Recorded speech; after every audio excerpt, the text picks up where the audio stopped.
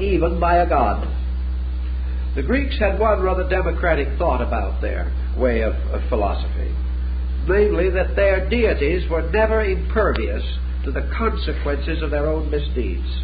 The deity was not a privileged being. It was privileged to lead because it possessed certain powers of leadership. But in all its weaknesses, it was punished for these weaknesses.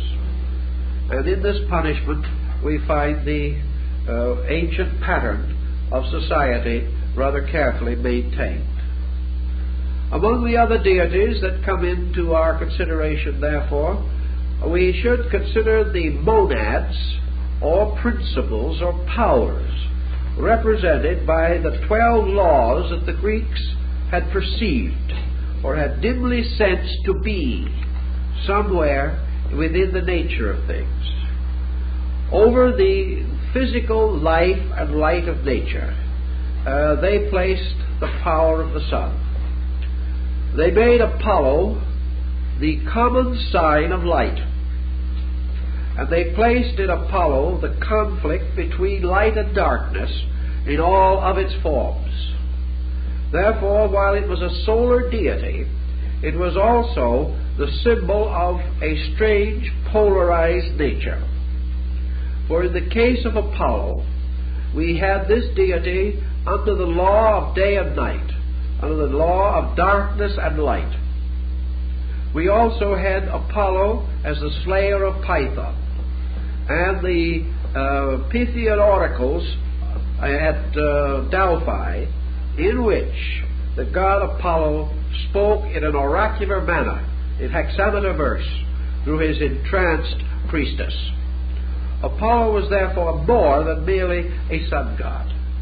He was also a god of harmony, usually the leader of the muses, and represented quite often seated playing upon a lute, surrounded by the attendant muses that form the ceremonial body attached to his own nature.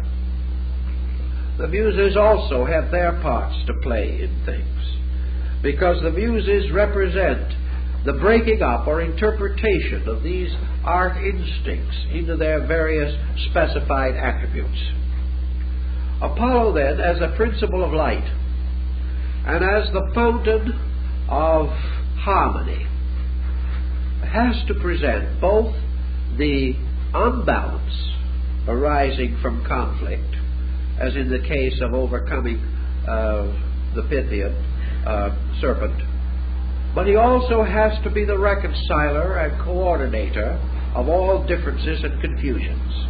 Thus the Greeks give him the triple title of light keeper. He is not only the visible light carried across the sky in his chariot, he is the invisible light. He is not only the most brilliant thing seen to man, but he keeps the light of Olympus. Without him, the Olympian gods would be in darkness also, which means that consciousness, intellect, and the soul's powers, the vivific forces of nature, are also dependent upon Apollo and the apollonical nature over which he presides. Therefore, light symbolizes the inevitable search for light. It symbolizes truth as being the light of the inner life. It means the importance of man's internal development of the power to see and to know and to overcome the darkness of nature and matter. If, therefore, we are to understand the principle over which Apollo leads, we can say that he is the leader of the urge or the pressure that draws men to the light. He is the peculiar custodian of truth, the search for which is perhaps man's greatest adventure, regardless of what he calls the various processes of living. He is therefore a kind of psychopompus of the mysteries, and plays a very important part in almost all of the rituals. In coming to the deity Ars or Mars, we come into the presence not necessarily of a war deity, although in the course of time the war principle began to develop. But namely that in Mars is the potential father fountain of activity, the dynamic, the pressing on, the forcefulness of human character. Consciousness, represented by Zeus, becoming dynamic, takes upon itself the appearance of Mars, and in the form of Mars it pursues a certain course and purpose. In other words, it aspires or achieves to ambition. It directs itself to the fulfillment of a particular task by means of the expenditure of energy. Mars therefore represents the struggle, the striving of consciousness to attain dominance over ignorance. It is the battle between the unknown and the truth seeker. It is also the struggle between the inadequacy in the individual and the ultimate goal. It perhaps is a little reminding of the rather contradictory concept of the old Christian hymn, "Onward, Christian Soldiers." The idea of the servants of Christ being soldiers is not exactly in the pure spirit of Christian pacifism, but it still represents the idea that the attainment of the Christian purpose must be by a dynamic. The individual must be a dedicated soldier in the sense that he is part of a body of persons consecrated to the overcoming of evil and the victory of good over evil. It is a kind of crusade, and this crusade of life is under the control of Mars. And when this crusade becomes unbalanced or destructive, we then find Mars emerging as a combative principle. The deity Vesta has always seemed to me to be particularly interesting, because she represents not only the idea of spiritual virginity, but she goes into the true meaning of that, inasmuch as it represents the old priestess veiled with her ancient garment of wool, seated in an aloof place, entirely absorbed in her own internal meditation. Vesta therefore represents the internal life. It represents the individual departing not only from the corruption of the world, but from the worldliness of the world. Perhaps religious orders, of which the Vestal Virgins were one of the earliest to be recorded, this retreat away from worldliness was only a symbol of the search for esoteric integration within the self. It was the person in the quiet contemplation of their own divinity. It was the individual seeking to attain union with truth. Therefore, Vesta represents the secret ways of things, wherethrough by purity, renunciation, discipline, and detachment, the consciousness is freed from the limitations of error, and remains strangely calm, strangely aloof, strangely impersonal, and therefore is able to escape from error. This, I think, is one of the reasons why this deity is so associated in the mystery cults of the ancient Greeks and Romans. Now we have also one of our best known deities, and that is Mercury or Hermes. Mercury or Hermes was the communicator. In some mysterious way, the revelation of man's fountains of potential finally bring us into the direct presence of the sensory perceptions. And over these perceptions rules the power by means of which all sensory perceptions take from a common fountain or source. There is only one visual energy in nature, regardless of who sees or how much they see. There is one only auditory power in nature. And in certain creatures this power produces the auditory phenomena. In others it does not. But there is only one seeing, one hearing, one tasting, one touching. All of these are aspects of a common energy. And this common energy was Mercury or Hermes. For this reason, and because of man's dependence upon the sensory perceptions which he possesses for what he terms knowledge, education, enlightenment, or the advancement of his cultural destiny, Hermes was the instructor, the teacher, the messenger of the gods, the communicator between heaven and earth, and in Egypt under the name of Thoth, the great scribe, or the keeper of all records, supposedly to have been the author of thousands of books, for the reason that the principle gained through observation and reflection, over which Mercury rules, became in substance the author of all books.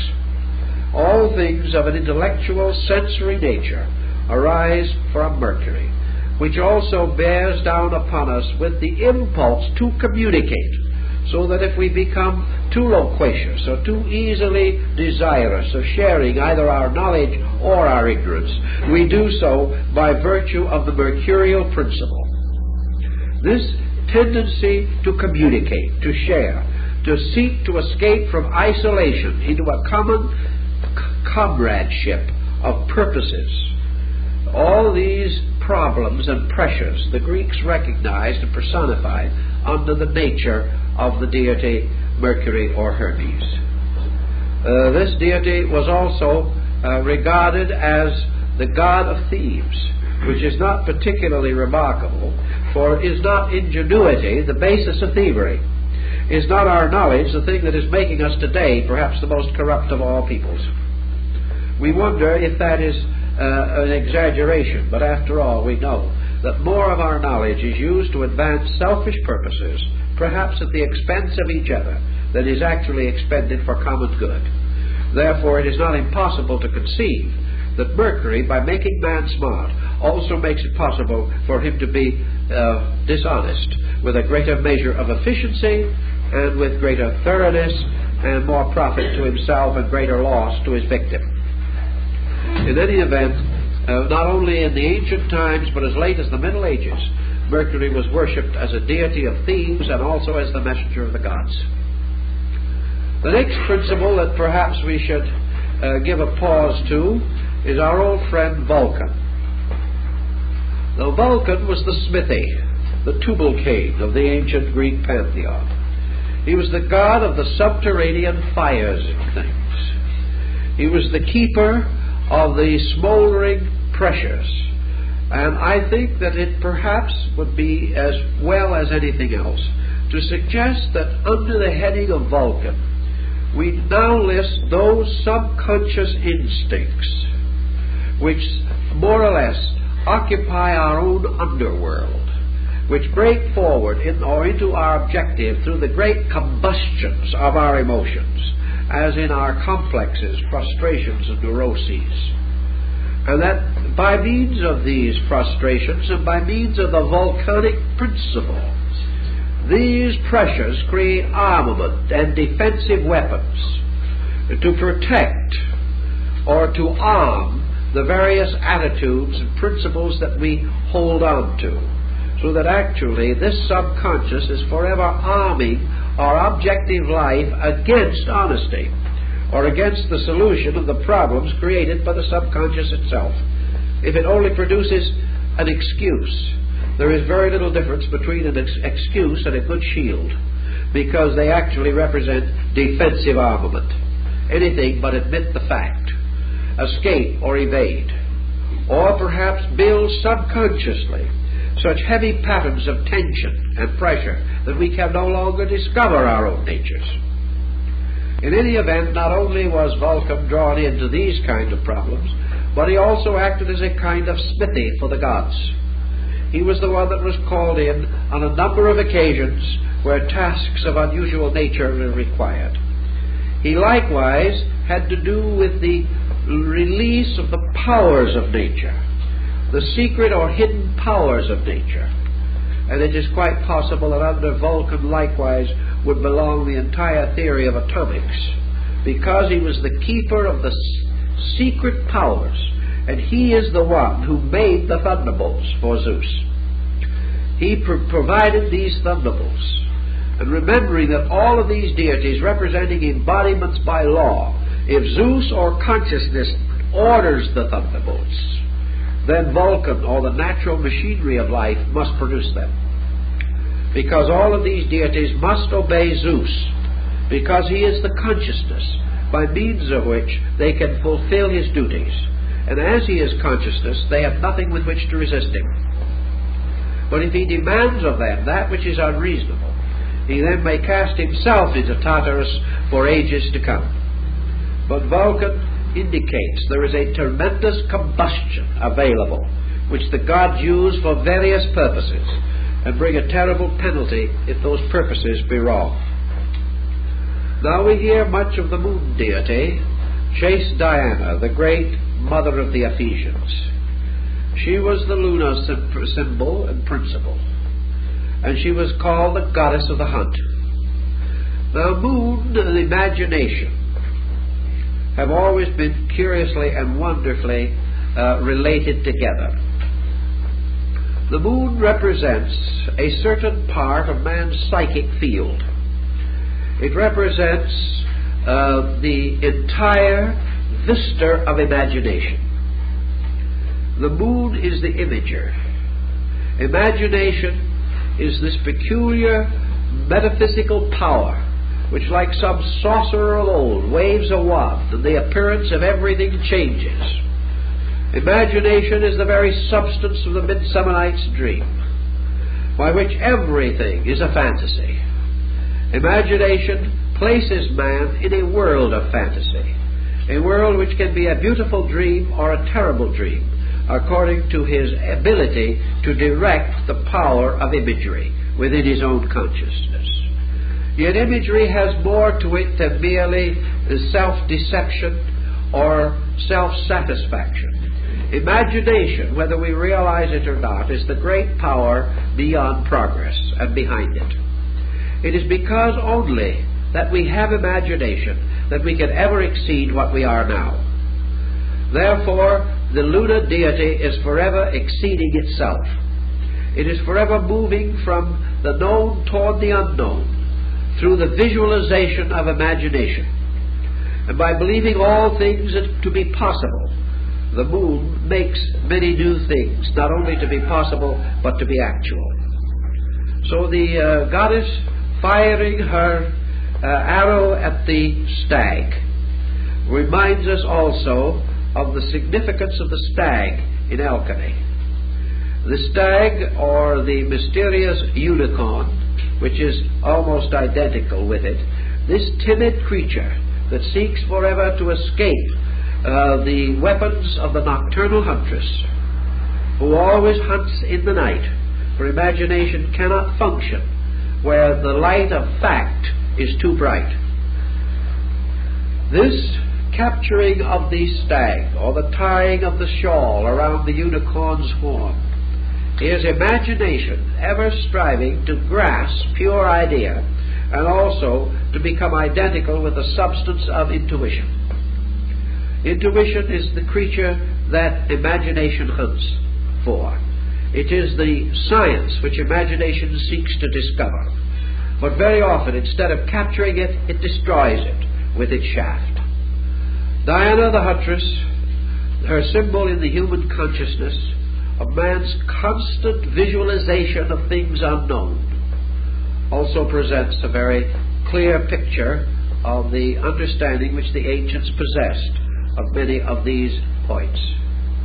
Now, in the old legends and mysteries, Aphrodite, or Venus, was born out of the sea. According to the old legend of Hesiod, she was born out of the great sky ocean of Uranus. But out of other systems, she was the great child of ocean. And she emerged or came forth out of the sea in a magnificent seashell. The story of Venus and her, or Aphrodite, and her place in the great study of philosophy is perhaps most clearly summarized by Plotinus in his essay on the beautiful. Actually, Venus represents the principle of sheer and pure beauty. She is far deeper than the later Romans, with their rather physical and literal inability to detect abstract principles rather more than they could cope with, as far as interpretation is concerned. But according to Plotinus in his essay on the beautiful, all things, whatever they may be, are ruled inevitably and eternally by proportion, by the irresistible instinct to be orderly, and by an equally insistent demand to be harmonic, to be gathered together in suitable arrangement, so that things which are by nature deformed or asymmetrical are displeasing to us as adventures of consciousness. Also colors which are inharmonious clash upon our sensitivities. Sounds which are discordant displease us. And within our natures we are forever mentally, emotionally, spiritually, and morally seeking harmony, seeking beauty, seeking the realization that beauty on the level of conduct is morality. Beauty on the level of philosophy is ethics. Beauty on the level of religion is love. All of these principles represent harmony, peace, concord, agreement, consanguinity, instead of division, discord, disruption, death. Man has instinctively realized that there is a peculiar divine nature, and that therefore all things subsist according to beauty in one of its two forms. Now there are two forms, as the Greeks pointed out: the ancient form of beauty born of heaven, and the later form of beauty born of the sea, as Aphrodite. The ancient form of beauty is cosmic concord, or cosmic harmony, the divine order of things. And in the manifestation from heaven itself into the great manifesting abyss of time, eternity moving into time and filling it, stands revealed as a supreme beauty, a perfect order, a mathematical, geometrical, harmonic relationship, symmetrical solids, all things in concord without dissonance or conflict among themselves. This was the ancient or primordial beauty. The secondary beauty born of ocean is that kind of beauty which is born of man's desire for goodness. Good is a kind of beauty. It is a little different in its essence and substance from truth, which is a sovereign beauty. But man, attempting to serve truth, attempts to do so by conducting himself according to the good. Socrates describes the great triad of the One, the Beautiful, and the Good. The One by which all things are created, the Good by which all things are ultimately brought to fruition, and the Beautiful by means of which heaven and earth are bound together, and by means of which all things in nature are redeemed, and that by beauty we shall understand the redeeming power of the gods, that all things shall be saved, shall be made new again, shall be restored and rescued, and that beauty shall adorn itself with spring and come forth after the darkness of winter. Thus all good things, the virtues and graces of man's consciousness, all these things are said to be good, and therefore to be beautiful. And the peculiar abstract archetype of beauty is one of the great fountains of space, from which flow energies under total law. For the law of beauty is as absolute as the law of truth. There is no essential difference in their value, except that by beauty things are persuaded toward reality, and go toward reality joyfully in the great processionals of the mysteries. Thus beauty has a wonderful converting power, and the gods could not join with each other in the sumptuous repasts of Olympus and share in their common duties unless beauty was among them. And the presence of beauty is therefore regarded as essential in all the meetings of the great instruments of state and wisdom, for without beauty there can be no true justice. Now we can pause again and study this most mysterious, controversial, and difficult of all probably of the Olympian deities, and that is Pallas Athena, or as we call her more commonly, Minerva. Here is the hero goddess maiden. Here is the deity, usually depicted in armor, helmed and bearing a spear, and also often with a shield upon which is the boss of the Gorgon's head. This divinity is a strange, almost androgyne creature, being to some the goddess of wisdom, to others a goddess of war. Among her attributes were those of knowledge and the breaking of wild horses, so that it shows the strange diversity into which the attributes of this deity are recognized.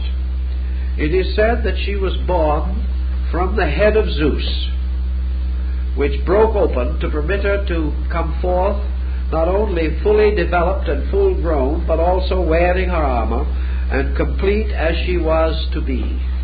Therefore, she is to be understood as the mind-born, the one that is created by will or created by yoga, a creation which becomes practically the symbol of the yogic power of the Greek metaphysics. Minerva, therefore, is a secret art or power, a secret principle or energy made available.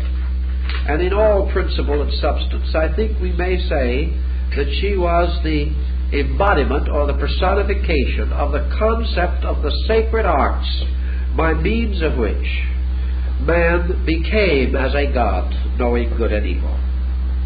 Thus she represents the presence eternally of the doctrine of the mysteries in the Greek way of life. She was the secret school of the wisdom religions. She becomes a symbol also of the extrasensory perceptions of man, by means of which this knowledge can be attained or known. Therefore, you might say that as Duke's University is believing in the existence of extrasensory perceptions and is trying to classify this phenomena, that the Greeks would say that if this phenomena exists, it flows as part of an energy from one of the great sovereign fountains of space. If this is true, in other words, that there is an extrasensory perception, then this belongs to the whole mystery of existence. It is a power really and eternally present, locked within the mystery of things.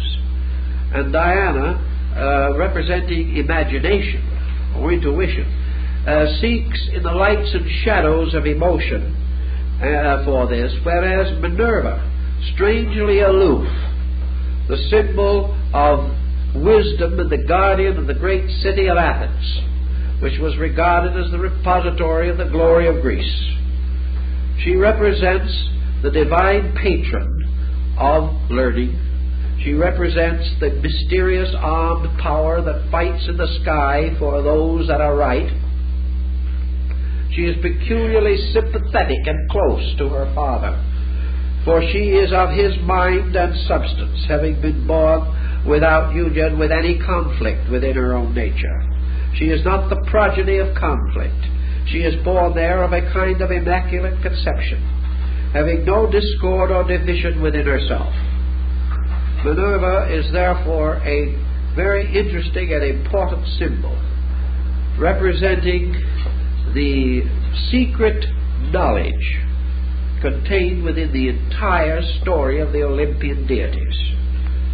For she is the key to the cycle and everything that pertains to it, the indication that there is a meaning and a purpose behind this entire pageantry of symbols. With her spear she reveals much. With her shield she protects light. With her helm she defends the source and heart of things. When Orpheus, the great bard of Thrace, is torn to pieces by the Ciconian women in their orgy in the hills of Thessaly, his body was cast in many pieces into a river, but Minerva, sweeping down, took his head and carried it back to Olympus. Therefore Minerva becomes, so to say, the defensive administrator of the will of Zeus, And also when Dionysus, the beloved son of Zeus, was torn to pieces by the Titans, it was again Minerva who rescued his immortal part and took it back to heaven. Therefore Minerva is forever the rescuer of the immortal parts of things, and may well be regarded as the esoteric or secret teaching by means of which the most precious or important parts of things are restored again to the spiritual fountains from which they came. Now we likewise have Ceres, or Demeter. We said that she represented to a degree or in a way the harvests, or the production and protection of life through grain and industry. To the ancient Greek people, I think Ceres or Kori had a meaning, again, relating back to principles. And this principle was that of nutrition. In the great pattern of things, it is the duty of Ceres to remind all things that they must be nourished according to their own natures. Now this is very important, as Taylor points out in his mystical dissertations. If we wish a thing that it shall grow, then we have a law in nature which says that it must grow according to its kind, according to its seasons, and according to its laws, that there must be the necessary seed for the future planting. Therefore the rise of the idea of tithing, or the putting away of the 10% for the Lord, which symbolizes the putting away of the seed for the coming planting. So Ceres, representing this principle of nutrition, goes into the philosophy of the Greeks in a very interesting way in your Socratic philosophy. For all things, to have their nutrition, must be fed of their own substances. If therefore man desires beauty, he must feed his beauty with beauty. If he desires wisdom, he must nourish his wisdom from the great fountains of wisdom. If he desires understanding, he must nourish the understanding within himself with a proper food or natural diet. One of the things, for instance, that Kori tells us is that there are no miracles in the nutrition of things. That as the body must have those foods necessary to itself or perish, so the invisible and eternal life of man, including the gods who must have their ambrosia and their nectar, must have a food suitable to their own natures. All things are developed by the strengthening of their own kinds, by the development and recognition of their own principles. We achieve almost any end which we seek by becomingness, by developing within ourselves the similitude of that which we desire. If we wish to have a kindly nature, we must continually cultivate kindliness, nourish ourselves with our own kindly thoughts and actions, and become keenly aware of the value of kindness in our relation with others, and also in the interrelation of peoples of all types and kinds. If we desire to have peace of soul, we must feed peace with peace, for we cannot feed peace with a sword or with discord. And we cannot, as Pythagoras points out, achieve peace by scattering coals with a sword blade. Each thing must be according to its own kind. If we desire unity, we must nourish our lives upon the consciousness of unity. If we desire to dedicate our achievements to some great cause, we must nourish this dedication by action, by consecration, and by the continual restatement of our purpose within ourselves always. And that which we use to nourish us must be like to the thing which we wish to achieve. For we cannot become kindly by allowing ourselves to live on a diet of gossip. We cannot become gentle by allowing ourselves to continually receive into our natures destructive or unkindly sentiments and ideas. So Demeter or Ceres is the principle of the nourisher, that all things must be nourished by the qualities which we desire them to reveal, and that by continually keeping this rule or this law we shall achieve a great deal more for ourselves. I just wanted to see whether it missed anybody in this pattern. I don't think we have. The points, therefore, that we want to make are, as Hesiod tells us, that these 12 deities are the fountains of powers. Now, the Greeks were not, as I have said, entirely in agreement as to these powers or to their names. But the principle beneath their concept is always consistent and obvious. And that is that these powers represent like 12 great bowls or fountains flowing continually in the sky. Now, in the Greek theology, for example, the deities, the principal deities, are not in the center of the solar system, but in the circumference. Therefore, the great gods reside in the band of the zodiac, the great medial band of the ancient Egyptian and Greek thinkers. And their forces flow downward and inward, from the circumference to the center continuously. And in the midst of this entire field is the crater or cup, into which all of their energies are finally mingled. And out of this cup arises the strange and fantastic form of the genii, or the genius of man, the symbol of the being in whose nature all natures are combined and mingled.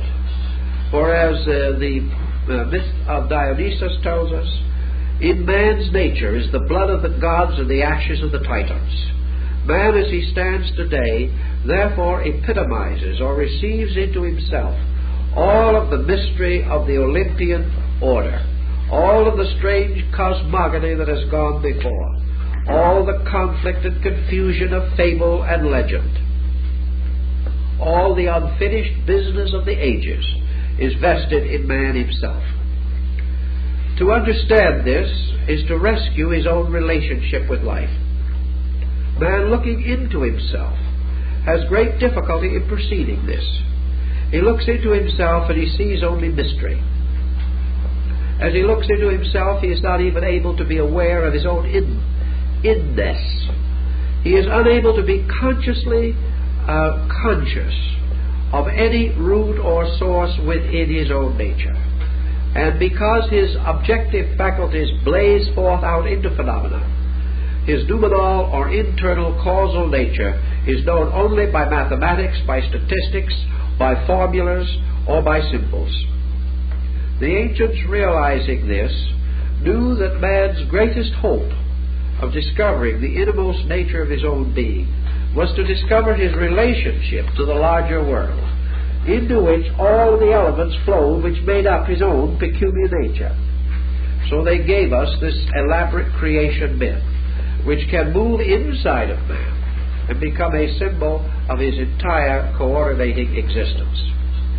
According to Paracelsus, who was very wise in these things also, man is a constellation consisting of 12 orders of energy, that these orders of energy constitute the great magnetic field in which he functions, that these 12 orders of energies flow in the great field of his auric egg, which is his egg of Hades, and from which bursts also Hades, many-headed and many-armed. The entire story can be taken into the psychological life of the human being. Some time ago, I was talking with quite an expert on the problems of certain psychological, biological phenomena, and they said that they felt quite certain that in the course of time we would inevitably and properly divide all mental aberration and psychological phenomena into 12 types. And these 12 types would all represent primarily, that is negative psychological phenomena, would all represent abuses of primordial psychic energy. Well, if there are 12 ways in which primordial psychic energy can be abused, then these abuses would certainly be significant of the rebellion of the Titans, and the fact that these primordial energies were turned against the gods. And at that time only one energy refused to move out, or refused to take part in the conspiracy, and that energy was ocean. That remained patient under all the adversities of this conflict. So that the only energy which did not turn and become involved in this rebellion was the pure energy of energy itself. That is, the life principle, principle of vitality. Everything else was corrupted, but it remained beyond corruption. And in the development of this corrupting power, the Titans, turning against heaven and earth, launched their terrible war, for which they were ultimately destroyed. And out of the residue and refuse of this tremendous primordial conflict, there gradually emerged the second order of man. In this case, the second order being under the control of the Jupiterian monad, or the power of personal consciousness. Behind personal consciousness was the struggle of the subjective energies of space, as these struggled in the psychic field of man himself. And it was only after, therefore, the destruction of the Titans, or the energies, which were gradually exhausted or brought under control, that Zeus was able to achieve his victory over the Titans and to bind these rebel energies in the mysterious underworld. Now, if we take by this underworld the symbol of the unconscious or subconscious life of man, we know that consciousness, represented by will and action, therefore becomes the conscious ruler of the world. But that against this conscious ruler is the eternal rebellion of the imprisoned Titans in the underworld.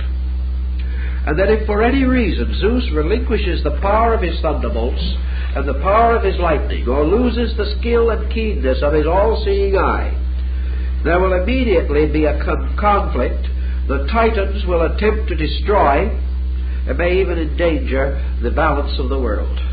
On one occasion, Zeus was confronted with a most unhappy situation. 11 of his own deities rebelled against him. He was threatened with war in heaven. He then proceeded to take his thunderbolt, and he stood upon the edge of his great throne, and he told these deities that if they wished to do so, that they could all revolt and leave him alone, that they could go down into any parts of the world they wanted to, and establish their own worlds, their own universes, and that he would then take the entire creation which they had fashioned, circle it with a golden chain, bind it to the pinnacle of Olympus, draw this chain back into heaven, and leave all the gods and godlings swinging in space between sky and earth. It was a big scene, you know. We're not sure that they ever put it on, but it was quite a big scene. But psychologically, here we have this situation. The Titans are not dead. We know that. We know that the titanic, disordered forces of man's life are not dead, that they are controlled by the power of consciousness and reason, that certain faculties, and the ancient Hindus, recognizing 12 convolutions of the brain, relate these 12 centers with the 12 principal deities of their great circle of Mount Meru, that there are certain orderly deities, or orderly process functions, by means of which chaos is prevented from controlling the life of man, that even these faculties may rebel, and that constantly the gods must be alert, as in the case of the Nordic deities, lest the powers of darkness, representing the combustion of the titanic faction, should break through the underworld and attempt to storm the earth and destroy heaven. Thus the Greeks seem to have a touch of the psychologist in them. They sensed the constant danger of impulse, of negative, unconditioned, uncontrollable anger, passion, hate, fear. These things as primordial forces which have to gradually be brought into a civilized state. In other words, through the regeneration or redemption of the titanic powers.